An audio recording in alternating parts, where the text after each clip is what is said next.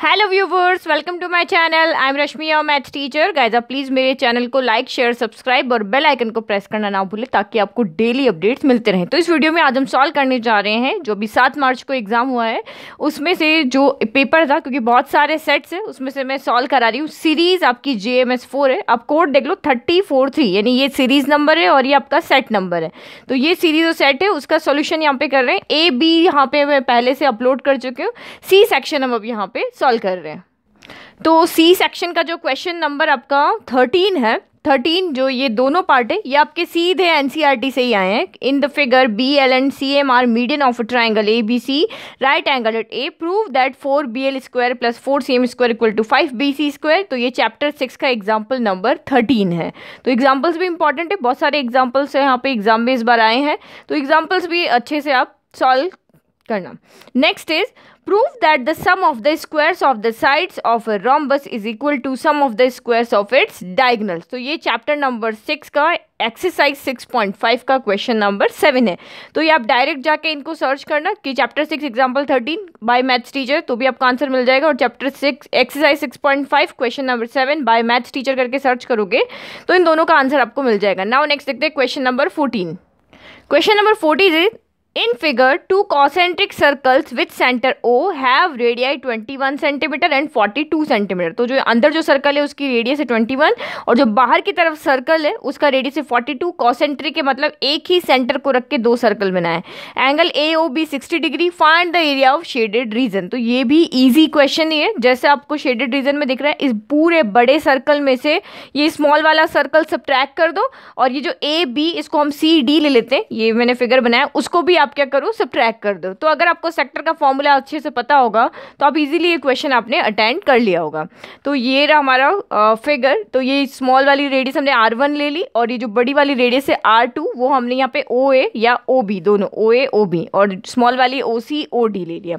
तो area of shaded region क्या करना है, बड़े वाले सर्कल में से हमने पूरे स्मॉल वाले सर्कल को यहाँ से क्या कर दिया है, सब्ट्रैक्ट कर दिया है। मतलब कौन सा वाला, ये वाला सर्कल हमने पूरा यहाँ पे सब्ट्रैक्ट कर दिया। फिर एक रीजन हमारा ABCD रह गया, फिर उस ABCD रीजन को आप क्या करोगे, सब्ट्रैक्ट कर दोगे। तो ABCD रीजन का एरिया हम कैसे लेके आएंगे कि इस बड़े वाले सर्कल के सेक्टर में से, यानी AOB सेक्टर में से COD सेक्टर को अगर हम सब्ट्रैक्ट कर देते हैं तो सिर्फ ये वाला रीजन हमारा रह जाएगा। तो इस तरह से हमें ABCD का एरिया आ जाएगा।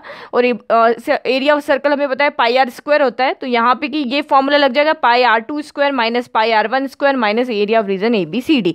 तो ये मैंने यहाँ पे फॉर्मूला लगा दिया, एरिया ऑफ रीजन ABCD आपका इस सेक्टर में से इस सेक्टर को सब्ट्रैक्ट करना है। वैल्यू पुट किया, सब कुछ सॉल्व किया, इजीली हमारा कैलकुलेशन से सॉल्व हो गया। यहाँ 42 स्क्वायर माइनस 21 स्क्वायर है, यही हमारा फॉर्मूला है, कॉमन ले लिया। तो A square minus B square, तो A plus B A minus B लगा दिया। नहीं तो आप इसको स्क्वायर करके सॉल्व करोगे वो थोड़ा लेंथी हो जाता है, एग्जाम में छोटी ट्रिक लगाना ईजी होता है। तो आप आंसर देख लेना, आपका ये आंसर आना चाहिए। फिर ये वाली वैल्यू को यहाँ पुट कर लिया, इनके फॉर्मूलाज हमने यहाँ लगा लिया और फिर इसको सॉल्व कर लिया। यहाँ पे भी सेम आ रहा है, A square minus B square R2 square minus R1 square. तो इसको सॉल्व किया तो आंसर हमारा आ रहा है 3465 centimetre square. Final answer right करना, hence the area of shaded region is this. Now next question number 15।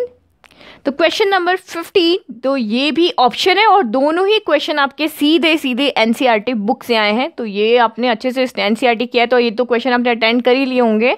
A cone of height 25 centimetre and radius of base 6 centimetre is made up of moulding clay. Child reshapes it in the form of sphere, find the radius of the sphere. तो यहाँ तक तो आपका question NCERT में as it is है, chapter number 16 का example number 8।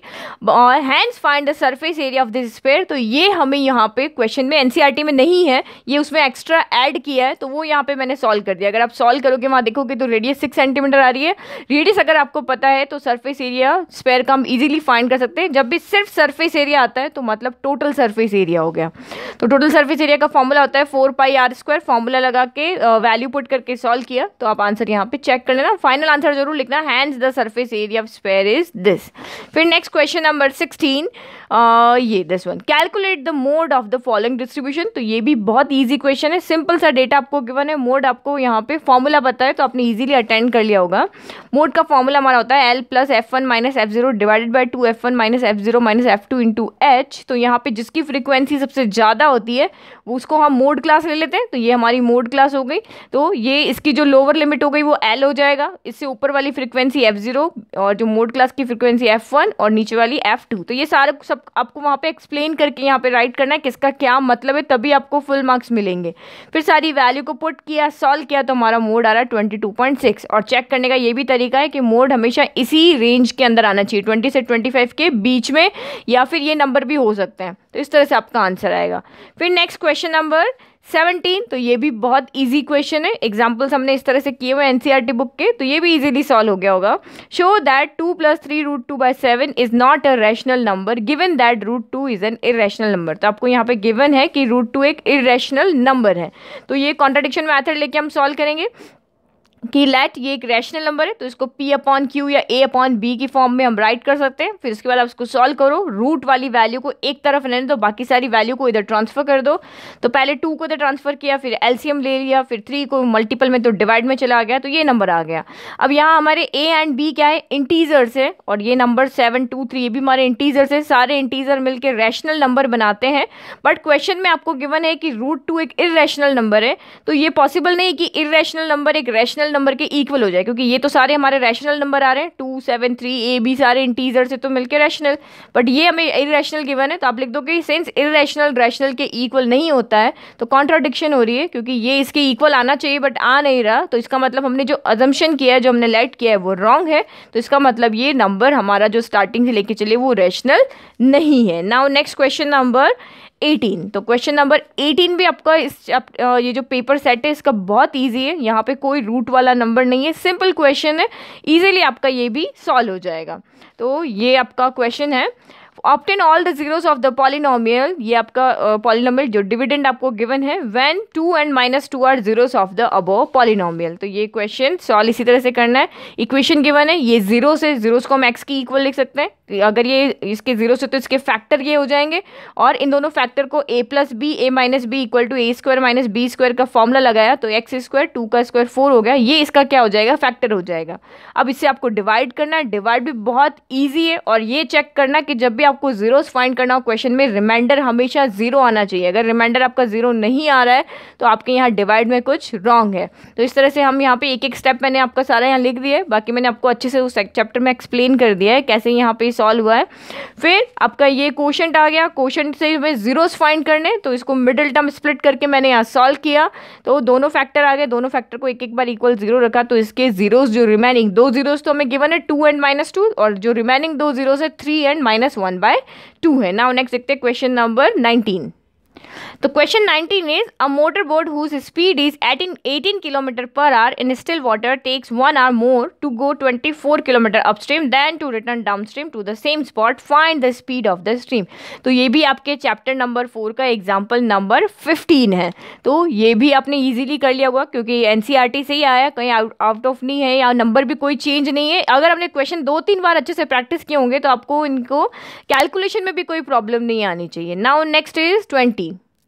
तो question number 20 is this, prove that sin θ + 1 + cos θ sin θ - 1 + cos θ into sec θ cosec θ = 2। तो ये हमें प्रूव करना था। तो ये भी अगर आपने ट्रिग्नोमेट्री चैप्टर को एनसीईआरटी बुक से अच्छे से प्रैक्टिस किया होगा तो बहुत ईजी होगा आपके लिए सॉल्व करना, क्योंकि हमें यहाँ पे ये जितनी भी टर्म है इन सबको सॉल्व करके सिर्फ एक 2 लेकर आना है। तो साइन कॉस में चेंज कर देते हैं, क्योंकि जो भी आपको टर्म साइन कॉस में गिवन है तो रिमेनिंग को भी साइन कॉस में चेंज कर दो। अब उससे पहले आप यहाँ पे, क्योंकि हमें ये 3 टर्म हमें यहाँ गिवन है, इनको हमें मर्ज करके 2 लेकर आना है। तो आप यहाँ देखो ये सेम है बट साइन का डिफरेंस है, यहाँ पे ये +1 है, ये -1 है। तो जब भी +1 -1 आता है तो आपके माइंड में ये वाला फॉर्मूला आना चाहिए कि a + b a - b = a² - b² होता है। तो 2 टर्म मिलकर हमारी एक हो जाएगी, तो इसको फिर से अरेंज कर दिया, a + b a - b की फॉर्म में लिख लिया, तो ये a² - b² हो गया। ये पूरा a है ये वाला और ये b है, तो a² - b² हो गया। सेक को 1/cos, cosec को 1/sin कर दिया। फिर अगेन यहाँ पे a प्लस बी के होल स्क्वायर से हमने ब्रैकेट ओपन कर दिया ये वाला फॉर्मूला लगा के, तो साइन स्क्वायर कॉस स्क्वायर, इससे ये हो गया 2 साइन थीटा कॉस थीटा। तो sine square theta cos square theta हमें पता है 1 होता है, तो इस 1 से हमारा ये माइनस वाला 1 कैंसिल हो गया, 2 साइन थीटा कॉस थीटा बच गया, और इस साइन थीटा कॉस थीटा से ये sine theta cos theta cancel, answer हमारा 2 आ गया। तो ईजी क्वेश्चन है। नहीं अगर आपको ये नहीं समझ में आया तो दूसरा पार्ट भी इसका बहुत ईजी था, क्योंकि जब भी स्क्वायर रूट में कोई टर्म आती है तो उसको रैशनलाइज करके हमें सॉल्व करना होता है। तो यहाँ 2 टर्म है, दोनों को अलग अलग रैशनलाइज करके हम सॉल्व करेंगे। तो ये देखो फर्स्ट ब्रैकेट को रैशनलाइज करना है, तो जो डिनोमिनेटर में प्लस साइन के साथ है तो माइनस के साथ ऊपर नीचे मल्टीपल किया, यहाँ डिनोमिनेटर में माइनस साइन के साथ है तो प्लस साइन के साथ ऊपर नीचे मल्टीपल किया। एनसीईआरटी में आपका साइन थीटा से रिलेटेड रूट में एक ही क्वेश्चन है, तो ये भी बिल्कुल वैसे ही है। तो अब आपका क्या होगा, a माइनस बी, तो a माइनस बी का होल स्क्वायर हो गया, फिर a plus B a minus B, तो a square minus B square हो गया, ये फॉर्मूला लग गया। फिर सेम यहाँ भी ऐसे ही हो गया। फिर स्क्वायर को हमने ये वाली जो है सेक स्क्वायर थीटा माइनस 1, तो ये हमारी आइडेंटिटी होती है कि 1 plus tan square theta equal to sec square theta होता है। तो यहाँ पे टेन स्क्वायर थीटा की वैल्यू चाहिए, यहाँ पे सेक स्क्वायर थीटा माइनस 1 चाहिए, तो यहाँ प्लस 1 को इधर ट्रांसफर कर दिया, तो sec square theta minus 1 equal to tan square हो गया। तो दोनों के डिनोमिनेटर हमारे 10 स्क्वायर हो गए। फिर स्क्वायर स्क्वायर को कॉमन ले लिया, मतलब दोनों के साथ एक साथ लिख दिया। फिर स्क्वायर से रूट कैंसिल, स्क्वायर से रूट कैंसिल हो गया, जो अंदर बच गई वो यहाँ लिख लिए। फिर आपने एलसीएम ले लिया, एलसीएम दोनों के डिनोमिनेटर सेम है, एक साथ हो गया, प्लस 1 से minus 1 cancel, 2 sec theta tan theta बच गया। फिर सेक थीटा में पता है 1 बाय कॉस होता है, टेन हमें पता है साइन बाय कॉस होता है, तो ये डिवाइड के साइन को मल्टीपल में चेंज किया, तो कॉस से कॉस कैंसिल, 2 बाय साइन रह गया। और हमें पता है कि 1 बाय साइन क्या होता है हमारा, कॉस एक थीटा होता है। कुछ आइडेंटिटी यहाँ रह गई है लिखनी, बट ये मैंने आपको यहाँ पे एक्सप्लेन कर दिया है। Next is question number 21। 21 is option है, दोनों में से कोई एक आपको सॉल्व करना है। In what ratio does the point p minus 4, y divide the line segment joining the points this and this, hence find the value of y। तो ये भी इजी ही क्वेश्चन है, सीधा इसमें आपका ये डिवाइड कर रहा है, सेक्शन फॉर्मूला लगा के आपको y की वैल्यू यहाँ पे फाइंड करनी है। नहीं तो ये कोलिनियर वाला क्वेश्चन भी सबसे इजी है। यहाँ पे कोलिनियर के क्वेश्चन तो हमने बहुत सारे प्रैक्टिस किए हैं, तो दोनों में से ये वाला ज़्यादा ईजी है। तो आई होप आपने जो भी अटेंड किया उसका आंसर देख लीजिए। तो P इस लाइन को, यहाँ पे P पॉइंट के कोऑर्डिनेट हमें गिवन है और ये इस लाइन को डिवाइड कर रहा है, तो हमें रेशियो नहीं गिवन है। रेशियो नहीं गिवन है तो हम लेट कर लेते हैं, 2 वेरिएबल भी लेट कर सकते हैं, 1 वेरिएबल भी लेट कर सकते हैं, बट इजी में होता है 1 वेरिएबल। तो मैंने k:1 रेशियो में लेट किए, P पॉइंट है वो उसको k:1 रेशियो में डिवाइड कर रहा है, तो हमने ये फॉर्मूला लगा दिया इन रेशियो को फाइंड करने का कि m1x2 प्लस m2x1। हमें कोऑर्डिनेट गिवन है बट वेरिएबल की वैल्यू चाहिए, तो जो गिवन है उसी का फॉर्मूला हम यूज़ कर रहे हैं। तो ये फॉर्मूला लगा दिया, इसको यहीं पे x1 y1 x2 y2 ये m1 m2 हो गया, वैल्यू पुट किया, सॉल्व किया। तो ये p के कोऑर्डिनेट आ रहे हैं, बट p के कोऑर्डिनेट हमें क्वेश्चन में गिवन है -4, y। तो दोनों जो कोऑर्डिनेट जो हमने कैलकुलेट किए हैं वो और जो गिवन है वो दोनों एक ही पॉइंट के कोऑर्डिनेट है, तो x की वैल्यू x के इक्वल हो जाएगी, y की वैल्यू y के इक्वल हो जाएगी। तो जब हम इस वैल्यू को इसके इक्वल रखेंगे तो यहाँ सिर्फ एक ही वेरिएबल है k, इसको सॉल्व करेंगे क्रॉस मल्टीपल करके तो k 2/7 आ रहा है। फिर y की वैल्यू को y के इक्वल रखेंगे, यहाँ 2 वेरिएबल है, तो पहले हमें इसको सॉल्व करके k की वैल्यू फाइंड करनी होगी, फिर यहाँ पुट करेंगे उस k की वैल्यू को और फिर सॉल्व करेंगे सारा, तब हमें y की वैल्यू मिलेगी। तो k की वैल्यू 2/7 आ रही है, y की वैल्यू हमारी यहाँ पे 6 आ रही है। फिर नेक्स्ट इज कोलिनियर वाला question, find the value of P for which the points are collinear. तो कोलिनियर के लिए मैंने आपको इजी बताया था, एरिया ऑफ ट्राइंगल आप 0 कर दो, ये तीनों पॉइंट्स हमें गिवन थे, ABC उसको नेमिंग कर दिया, फिर x1 y1 इसके कोऑर्डिनेट, x2 y2 इसके और x3 y3 इसको ले लिया। क्योंकि ये तीनों कोलिनियर है तो एरिया ऑफ ट्राइंगल 0 होगा, तो ये हमने एरिया ऑफ ट्राइंगल का फॉर्मूला लगा दिया, सारी वैल्यू इसमें यहाँ पुट किया, सॉल्व किया, तो P की वैल्यू हमारी कितनी आ रही है, -1, hence the value of P is -1। तो दोनों ही यहाँ पे ईजी है, बट ये वाला थोड़ा टाइम आपका कम लेगा क्योंकि छोटा है, यहाँ पे आपको 2 चीज़ यहाँ कैलकुलेट करनी पड़ेगी, तो इस तरह से सारा देख के आपको पेपर में सॉल्व करना था। Next is 22। तो ये क्वेश्चन इस सी सेक्शन में से थोड़ा सा टफ है, इसको मैं यहाँ पे थोड़ा सा टफ मान रही हूँ कि अगर आपने इसको एग्जाम से पहले अगर सॉल्व किया होगा तभी आप ये सॉल्व कर पाए होंगे, अदरवाइज थोड़ी सी इसमें प्रॉब्लम आई होगी।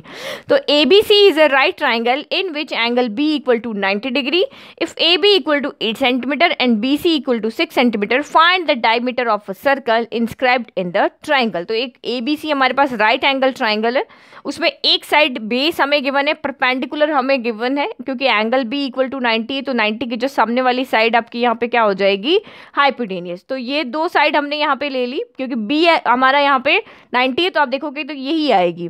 तो ये बेस हो गया, ये परपेंडिकुलर हो गया। अब हमें यहाँ पे क्या फाइंड करना है, डायमीटर। इस सर्कल का डायमीटर चाहिए, तो डायमीटर तो सीधा फाइंड नहीं कर सकते, रेडियस फाइंड करने के हमारे पास बहुत सारे मेथड है। तो हम इसका रेडियस फाइंड करते हैं। तो सबसे पहले क्या करते हैं, इस ट्राइंगल को कंप्लीट कर लेते हैं। ये 8 और 6 गिवन है, तो हम पाइथागोरस थ्योरम को लगा के और ए सी बी फाइंड कर लेते हैं। तो पाइथागोरस थ्योरम लगा के हमने जब ए सी फाइंड किया तो वो 10 सेंटीमीटर आ रहा है। फिर दूसरी चीज़ आप यहाँ पे देखो, ये सर्कल है और इसको ये टच कर रहा है, क्योंकि इन सर्कल वही होता है जो साइड ट्रायंगल की तीनों साइड को टच करता है। तो ये तीनों पॉइंट इसके एक्सटर्नल पॉइंट यहाँ पे हो गए। ए इज एक्सटर्नल पॉइंट, तो एक्सटर्नल पॉइंट जो भी लाइन या टेंजेंट हम ड्रॉ करते हैं वो लेंथ में इक्वल होती है। तो A E equal to A F हो जाएगा, इसको हमने एक्स ले लिया। B E equal to B D हो जाएगा, इसको मैंने आर ले लिया। और C F equal to C D हो जाएगा, इसको मैंने यहाँ पे वाई ले लिया, सॉरी वाई ले लिया, ठीक है। फिर दूसरा क्या हमें पता है कि रेडियस और टेंजेंट के बीच में 90 डिग्री का एंगल बनता है। तो एक एंगल आपको यहाँ 90 गिवन है, ये एंगल आपका उस थ्योरम की वजह से, ये थ्योरम लिखी है यहाँ पे, tangent is perpendicular to radius, तो ये भी 90 हो गया, ये भी आपका 90 हो गया। 3 90 है तो ऑब्वियस है चौथा भी 90 होगा, क्योंकि चारों एंगल का समय क्वाड्रिलेटरल में 360 डिग्री का होता है। तो 390 है तो ऑब्वियसली फोर्थ भी हमारा यहाँ पे क्या हो जाएगा, 90। तो यहाँ पे देखो ये रेडियस है, ये भी रेडियस है। तो अब यहाँ पे दो तो हमारी रेडियस हो गई और चारों साइड इक्वल है, तो सारी ही हमारी क्या हो जाएगी, रेडियस हो जाएगी। तो इसका मतलब ये हमारा क्या हो गया, एक स्क्वायर हो गया। ये साइड इसके इक्वल हो जाएगी, ये साइड इसके इक्वल हो जाएगी, तो ये हमारा यहाँ पे क्या हो जाएगा, स्क्वायर, क्योंकि चारों एंगल 90 डिग्री है और ये साइड इस साइड के इक्वल है। तो स्क्वायर तभी पॉसिबल है कि जब ये मतलब कि ये चारों साइड हमारी इसलिए इक्वल हो रही है क्योंकि ये 90 है, ये 90 है और ये साइड इसके इक्वल है, तो स्क्वायर ही बनेगा, क्योंकि यहाँ पे रेक्टेंगल बनने के कोई चांस नहीं है। 90 है और इक्वल है, तो ये इसके इक्वल हो जाएगी और ये इसके इक्वल हो जाएगी, तो ये आपका स्क्वायर हो गया। और तो वही चीज़ हमने यहाँ लिख दी कि ये इस रीज़न की वजह से हमारा ये स्क्वायर हो गया। अब हमें यहाँ पे फाइंड करना है ए सी। तो आप ए सी कैसे फाइंड करोगे, ए बी हमें टोटल 8 सेंटीमीटर गिवन है, तो हम यहाँ से x फाइंड कर सकते हैं इजीली। तो और यहाँ हमें ये टोटल 6 गिवन है, यहाँ से हम y फाइंड कर सकते हैं। तो x और y की वैल्यू को यहाँ पुट करेंगे और हमें पता है ए सी 10 है, तो 10 equal to x plus y हो जाएगा। यहाँ से वैल्यू फाइंड करके हम पुट करेंगे तो हमारा आंसर आ जाएगा। तो वो कैसे किया, ए बी जो है वो हमारा ए ई प्लस ई बी के इक्वल है। ये देखो ए ई प्लस ई बी के इक्वल है, तो यहाँ पे वैल्यू पुट कर ली। ए बी हमारा x हो गया, ये हमारा r हो गया और ए बी टोटल हमें 8 गिवन है, तो यहाँ से x की वैल्यू फाइंड कर ली, 8 माइनस r हो गई। फिर same B C equal to हमारा r प्लस वाई के इक्वल है और बी सी हमें 6 गिवन है, तो 6 equal to r plus y हो गया। यहाँ से हमने y की वैल्यू फाइंड कर ली 6 माइनस r। और ए सी इक्वल टू, अब ये A C equal to A F plus F C के इक्वल है, तो ए सी हमारा x प्लस वाई के इक्वल है, वैल्यू पुट कर ली, 1 ही वेरिएबल है तो r इक्वल टू 2 आ गया। तो डायमीटर हमारा 4 सेंटीमीटर आ गया। तो अगर आपने यहाँ पे थोड़ा बहुत भी सॉल्व किया होगा कि यहाँ पे जैसे पाइथागोरस थ्योरम लगा के आपने ये फाइंड कर लिया, तो आपको एक नंबर मिलने की चांस यहाँ पे है। तो इस तरह से आपका क्वेश्चन नंबर 22 थोड़ा सा टफ लगा, बाकी सारा आपका सी सेक्शन बहुत ईजी था। मोस्टली क्वेश्चन आपके एनसीईआरटी से ही थे। तो आई होप आपको सेक्शन सी अच्छे से समझ में आया। अभी भी कोई डाउट है तो प्लीज़ कमेंट बॉक्स में कमेंट करें। Thank you.